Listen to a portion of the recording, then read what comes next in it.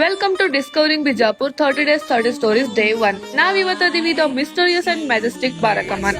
ಇದು ನಮ್ಮ ವಿಜಯಪುರದ ಒಂದು ಐಕಾನಿಕ್ ಮಾನ್ಯುಮೆಂಟ್, ಬಟ್ ಇದ್ರೊಳಗೆ ಒಂಥರ ಟ್ರಾಜಿಡಿನೂ ಅದ. This was suppose to be the grandest tomb of the Adil Shahi dynasty, built by Ali Adil Shah second, but it was never completed. ಇದೇನ್ ಕಮಾನ್ ನೋಡಾತಿರಲ್ಲ, ಇಮ್ಯಾಜಿನ್ ಮಾಡ್ರಿ, ಇದು ಸ್ಟ್ರಕ್ಚರ್ ಕಂಪ್ಲೀಟ್ ಆಗಿದ್ರೆ ಭಾರತದ one of the biggest mausoleums ಆಗಿರ್ತಿತ್ತು. Ali Adil Shah plan 12 arches in a circular formation which would have created a unique shadow effect throughout the day. But destiny had other plans. Ali Adil Shah II passed away before completion and his successor stopped the construction.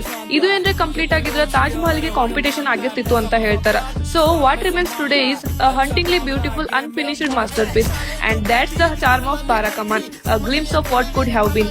ವಿಜಯಪುರದ rich history the ಒಂದು best example. If ಬಾರಾಕಮಾನ್ complete ಆಗಿದ್ರೆ ತಾಜ್ ಮಹಲ್ ಗಿಂತಲೂ famous ಆಗಿರ್ತಿತ್ತು ಅಂತಾರ. ನಿಮ್ thoughts ಇದ್ರ ಮೇಲೆ ಏನಂತ comment ಮಾಡ್ರಿ. ಇದೇ ತರ ವಿಡಿಯೋಸ್ ಪೇಜ್ ನ ಫಾಲೋ ಮಾಡ್ರಿ.